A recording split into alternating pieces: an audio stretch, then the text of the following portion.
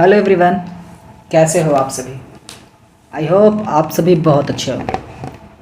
तो दोस्तों, हम लोगों ने अभी तक के अपने किताब जो दिगंत भाग 2 है उसके गद्य खंड में 4 चैप्टर का प्रश्नों का सवालों के जवाब को हम लोगों ने अपने भाषा में और एक सरल वाक्य का उपयोग करके, बड़े ही आसान शब्दों का उपयोग करके उसके आंसर को बताया है ना।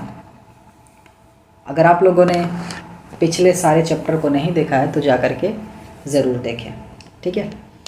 तो आइए बढ़ते अपने आज के चैप्टर में। चैप्टर का नंबर है 5वां, यानी कि गद्यखंड का 5वां चैप्टर है और इस चैप्टर का नाम है रोज़, ठीक है। चैप्टर स्टार्ट करने से पहले आप लोगों से 2 सवाल जिसका जवाब आप लोग को कमेंट में देना है, ठीक है। रोज़ पाठ के लेखक कौन है और रोज़ पाठ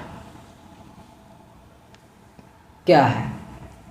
रोज़ पाठ कौन सी विद्या है ये आप लोग को बताना है, ठीक है।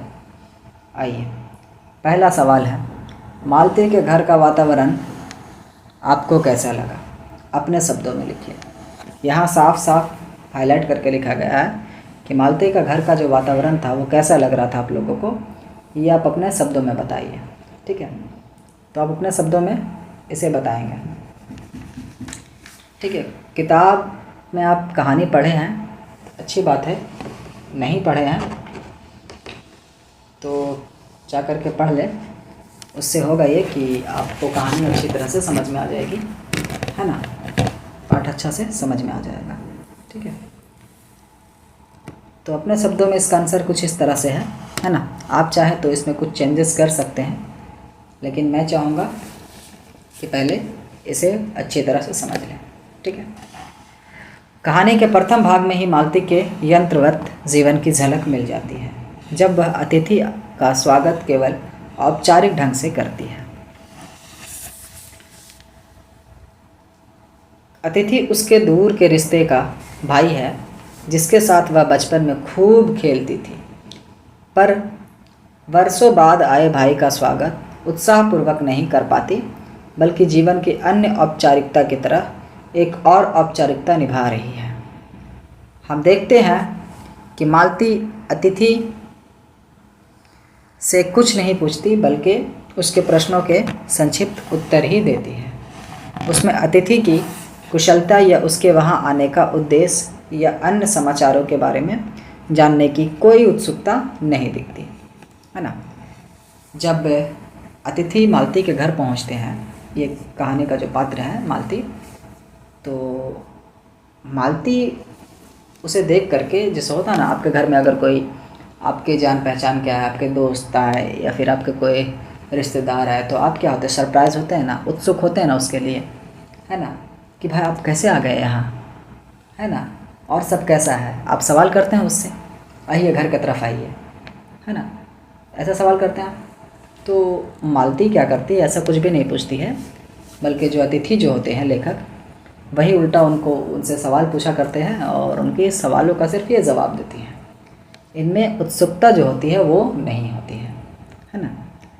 जबकि ये उन्हें पहचानती भी थी, क्योंकि जो अतिथि थे वो उनके दूर के रिश्तेदार के भाई लगते थे और ये बचपन में इनके साथ काफ़ी खेल कूद भी किया करती थी, है ना। तो उसमें अतिथि की कुशलता या उसके वहाँ आने का उद्देश्य या समाचारों के बारे में जानने की कोई उत्सुकता नहीं दिखती। यदि पहले कोई उत्सुकता, उत्साह, जिज्ञासा या किसी बात के लिए उत्कंठा भी थी, तो वह 2 वर्षों के वैवाहिक जीवन के बाद शेष नहीं रही। विगत 2 वर्षों में उसका व्यक्तित्व बुझ सा गया, जिसे उसका रिश्ते का भाई भांप लेता है। अतः मालती का मौन उसके दंभ का या अवहेलना का सूचक नहीं, बल्कि उसके वैवाहिक जीवन की उत्साहहीनता, निरस्ता और यांत्रिकता का ही सूचक है। यह एक विवाहित नारी के अभावों में घुटते हुए पंगु बने व्यक्तित्व की त्रासदी का चित्रण है। यह एक नारी के सीमित घरेलू परिवेश में बीतते उबाऊ जीवन का चित्रण है ना। मालती के ऐसे व्यवहार को देख करके लेखक को लगता है कि भाई ये अपने वैवाहिक जीवन से शायद खुश नहीं है, ये किसी तरह से अपनी ज़िंदगी को यहाँ बस काट रही है ना। आइए अगला क्वेश्चन है। दोपहर में उस सूने आंगन में पैर रखते ही मुझे जान पड़ा मानो उस पर किसी शाम की छाया मंडरा रही हो। यह कैसी शाम की छाया है, वर्णन कीजिए। लेखक अपनी कहानी में इस लाइन को लिखते हैं कि दोपहर में जैसे ही उसने उसके आंगन में पैर रखा, उसे ऐसा आभास होने लगा कि जैसे वहाँ पे कोई शाम की छाया मंडरा रही है। यह शाम की छाया कैसी है, इसके बारे में वर्णन करना है। ठीक है, आंसर देखिए। जब लेखक दोपहर के समय मालती के घर पहुंचा तो उसे ऐसा प्रतीत हुआ कि मानो वहाँ किसी शाप की छाया मंडरा रही हो। यह शाप की छाया उस घर में रहने वाले लोगों के बीच अपनेपन तथा प्रेम भाव का ना होना थी।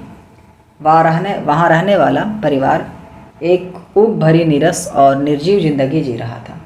माँ को अपने इकलौते बेटे के चोट लगने या उसके गिरने से कोई पीड़ा नहीं होती।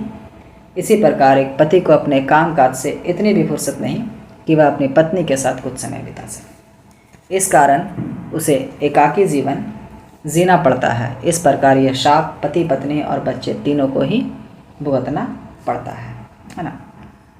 देखिए, बोलता है कि दोपहर में जैसे वो घुसते हैं तो उन्हें लगता है कि भाई ये ना, लगता है कोई शाम की छाया मंडरा रही है। तो ये शाम की छाया कैसी थी, इसके बारे में बताते हैं। तो जब लेखक मालती के घर पहुंचते हैं तो उसे ऐसा लगने लगता है कि जैसे यहाँ पे किसी ने कोई शाप की छाया या फिर श्राप दिया हुआ जगह है, ऐसा उनको मतलब कि प्रतीत होने लगता है ना।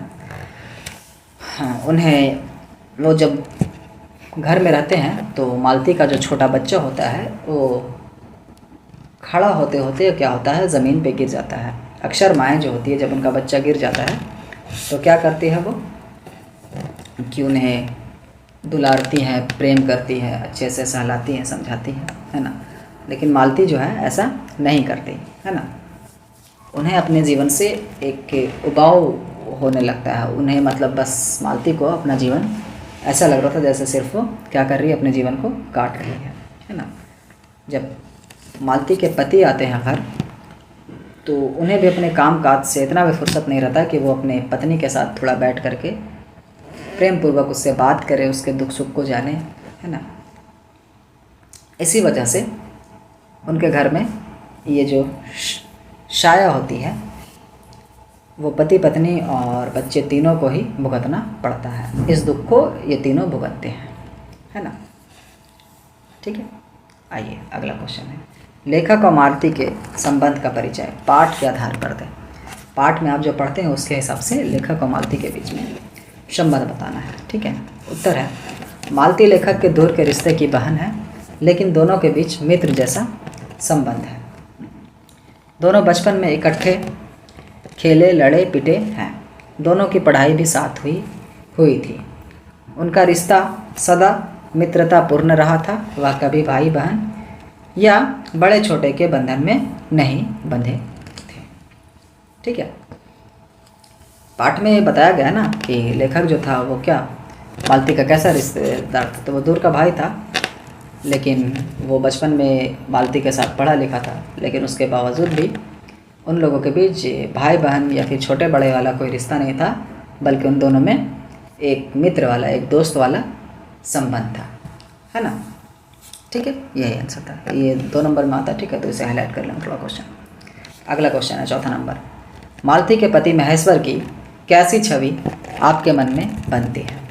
कहानी में महेश्वर की उपस्थिति क्या अर्थ रखती है, अपने विचार दें। इसमें 2 क्वेश्चन है। मालती के पति महेश्वरी की कैसी छवि आपके मन में बनती है, मतलब उनका वेशभूषा, उनका रहन सहन, उनके व्यवहार से आप क्या समझ पाए हैं, ये बताना है। ठीक है, कहानीकार अज्ञे ने महेश्वर के नित्य कर्म का जो संक्षिप्त चित्र प्रस्तुत किया है।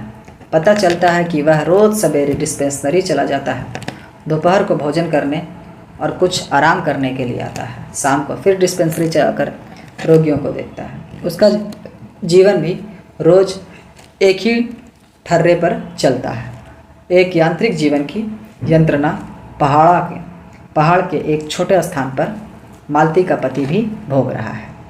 यांत्रिक जीवन के संत्रास के शिकार सिर्फ बड़े शहरों के ही लोग नहीं हैं, पहाड़ों के एकांत में उसके शिकार मालती और महेश्वर भी हैं। महेश्वर भी इस एक एक ठर्रे पर चलती हुई खूंटे पशु की तरह उसी के इर्द गिर्द चक्कर लगाने वाली ज़िंदगी से उकताऊ हुए हैं। कहानी के महेश्वर एक कटा हुआ पात्र है, परंतु जब कहीं भी कहानी में उपस्थित होता है तो उसकी उपस्थिति माहौल को तनावपूर्ण और अवसादग्रस्त बनाती है। उसकी बदलती मन स्थिति वातावरण को और अधिक नीरस और उबाऊ बनाती है। ठीक है, ये रहा आपका आंसर। मैं इसे एक्सप्लेन करता हूँ। ठीक है, बोलता है कि इसका छवि बताएं।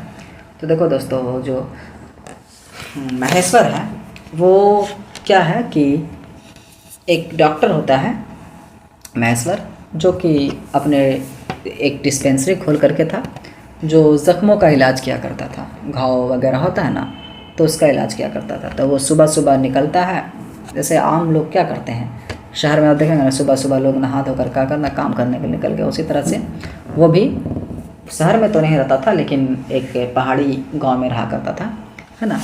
तो वो क्या करता था, वहाँ से घर से निकलता था सुबह और जाता था वहाँ काम करने के लिए हर रोज़। फिर दोपहर में थोड़े से आता था, खाना वाना खा करके थोड़ा आराम कर लिया करता था। उसके बाद क्या करता था, फिर शाम में काम को चला जाता था। इसी तरह से उसकी ज़िंदगी सिर्फ कट रही थी। वो ज़िंदगी को जी नहीं रहे थे, बल्कि ज़िंदगी को क्या कर रहे थे, वो काट रहे थे। और जिसके कारण उसका घर का भी माहौल थोड़ा सही नहीं था, है ना।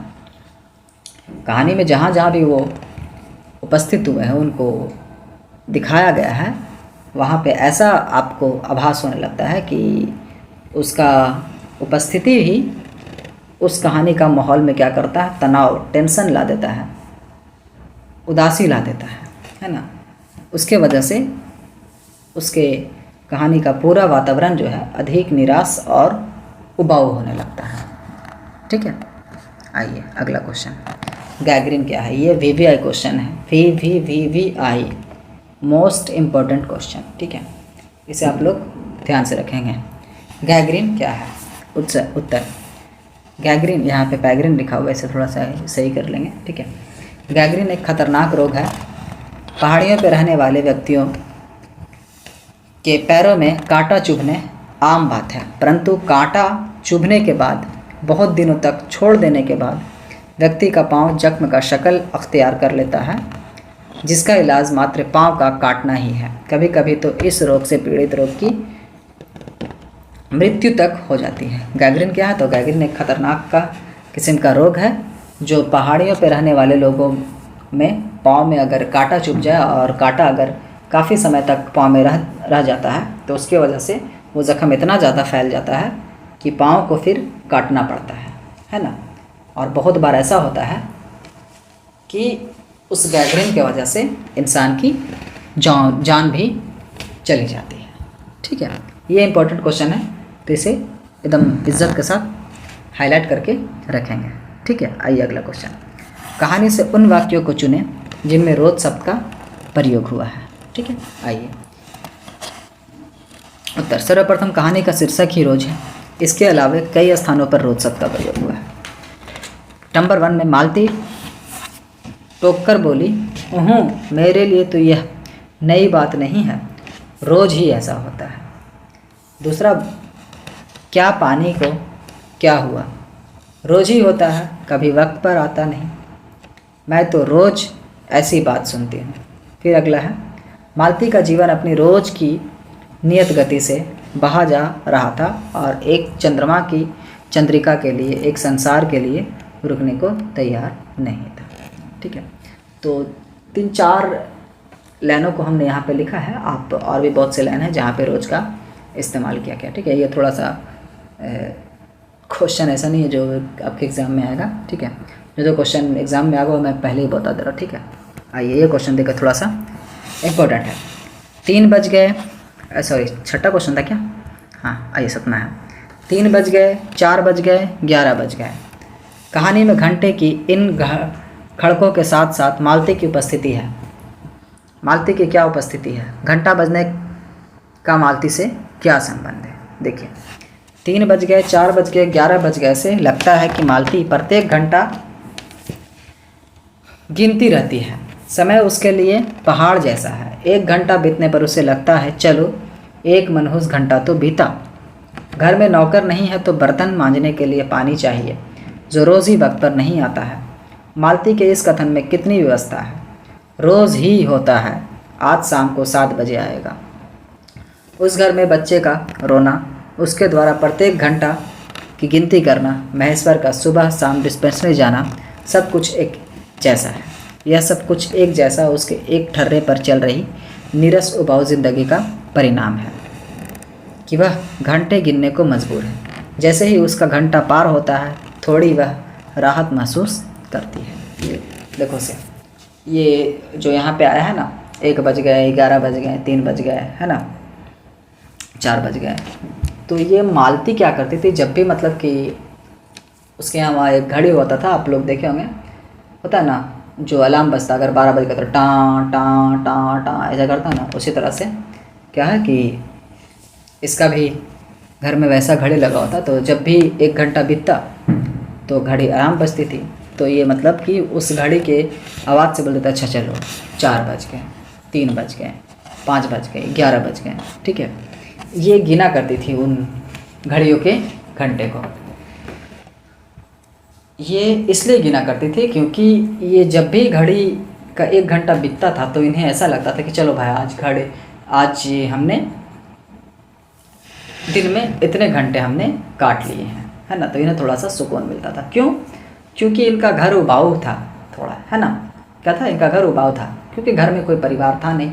एक छोटा सा बच्चा था, पति था, जो कि पति हमेशा अपने डिस्पेंसरी में परिवार को चलाने के लिए काम करता था, है ना। तो इसलिए अपना ये ज़िंदगी को काटने के लिए हर घंटे को ये गिना करती थी और अपने काम को उस घंटे के ज़रिए ही किया करती थी, ठीक है। आइए अगला क्वेश्चन है, कहानी के आधार पर मालती के चरित्र के बारे में अपने शब्दों में लिखिए। चलिए, इसका आंसर भी बड़ा ही प्यारा है और ये क्वेश्चन भी इम्पोर्टेंट है, ठीक है। प्रस्तुत कहानी रोज की मालती मुख्य पात्र तथा नायिका है। बचपन में वह बंधनों से बड़े उन्मुक्त और स्वच्छंद रहकर चंचल हिरनी के समान फुदकती रहती थी। उसका रूप लावण्य बरबस ही लोगों को आकर्षित करता है। महज 4-5 वर्षों के अंतराल में ही विवाहित है, एक बच्चे का माँ भी है। उसके जीवन में मूलभूत परिवर्तन सहज ही दृष्टिगोचर होता है। वह वक्त के साथ समझौता करने वाली कुशल गृहिणी तथा वात्सल्य की वाटिका है। 4 साल पहले मालती उदात्त और चंचल था। विवाह उपरांत उसने अपने जीवन को यंत्रवत बना लिया। उसका शरीर जीर्ण शीर्ण होकर कांति विहीन हो गया। वह शांत और सीधी बन गई। वह अपने जीवन को परिवार की धुरी पर नाचने के लिए छोड़ देती है। मालती भारतीय मध्यवर्गीय समाज की घरेलू स्त्री के जीवन और मनोदशा का सजीव प्रतीक केंद्रित करने के लिए बाध्य करती है।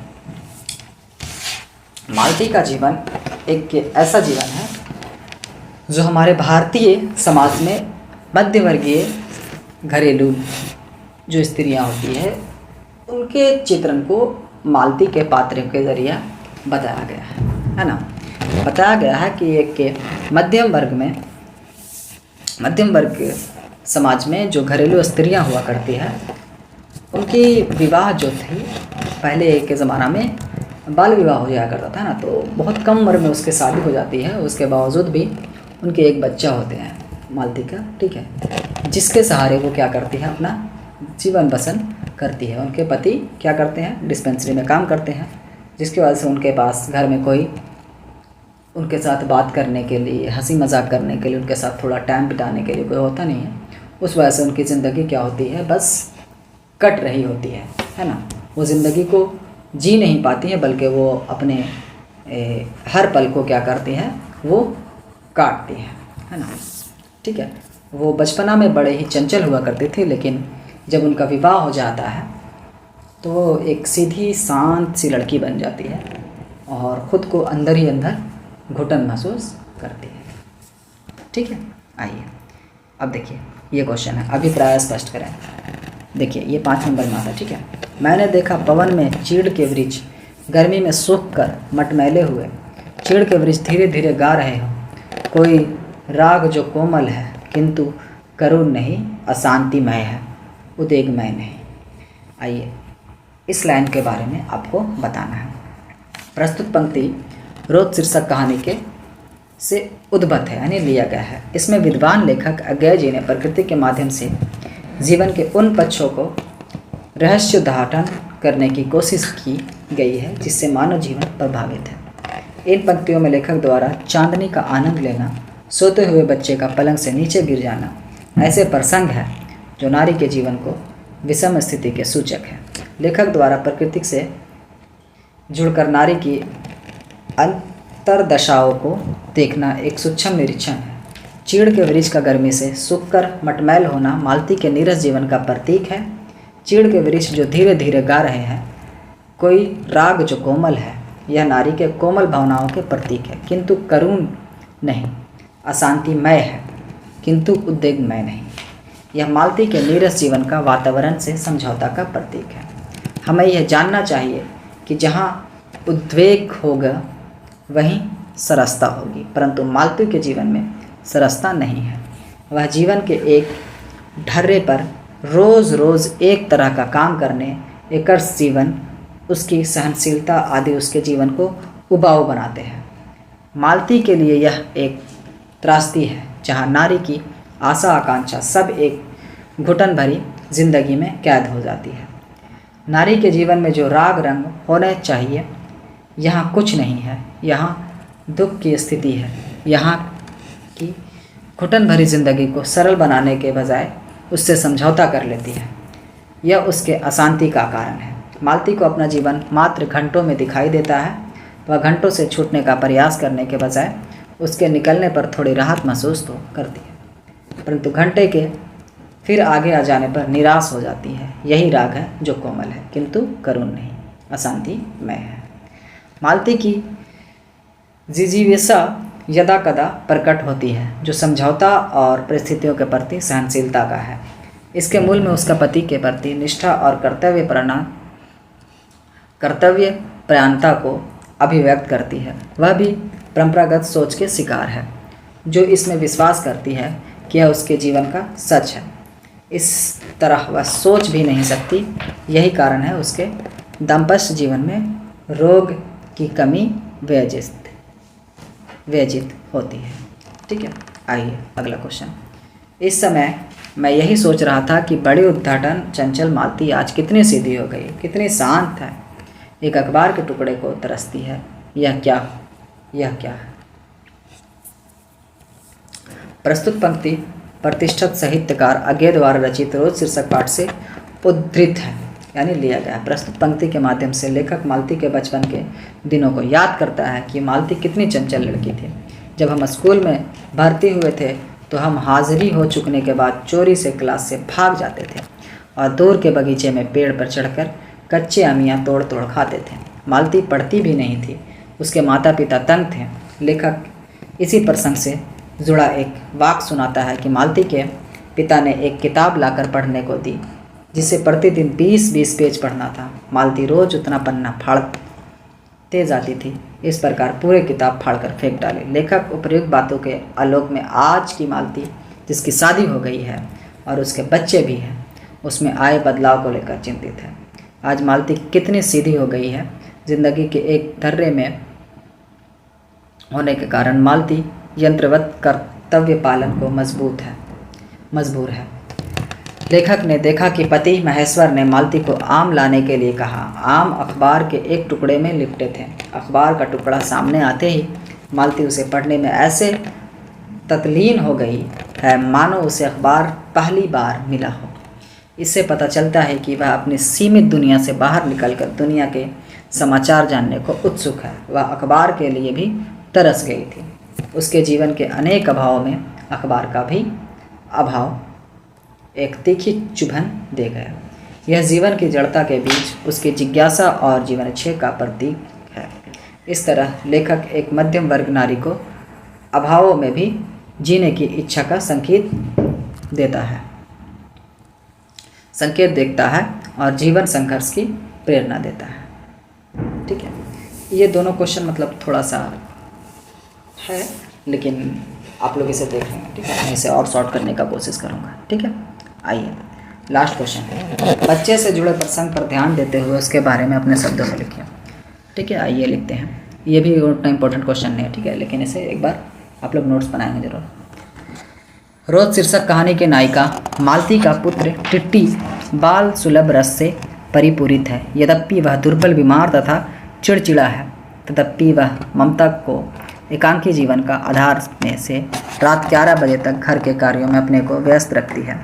अपरिचित को देखकर बच्चे की प्रतिक्रिया का सजीव जिक्र इन पंक्तियों से स्पष्ट होता है। मैंने पंक्तियों के लेखक का मनोविज्ञान पकड़ को भी दर्शाता है। वास्तव में बच्चा एकांत समय का बड़ा ही सारगर्भित समय बिताने में सोपान का कार्य करता है।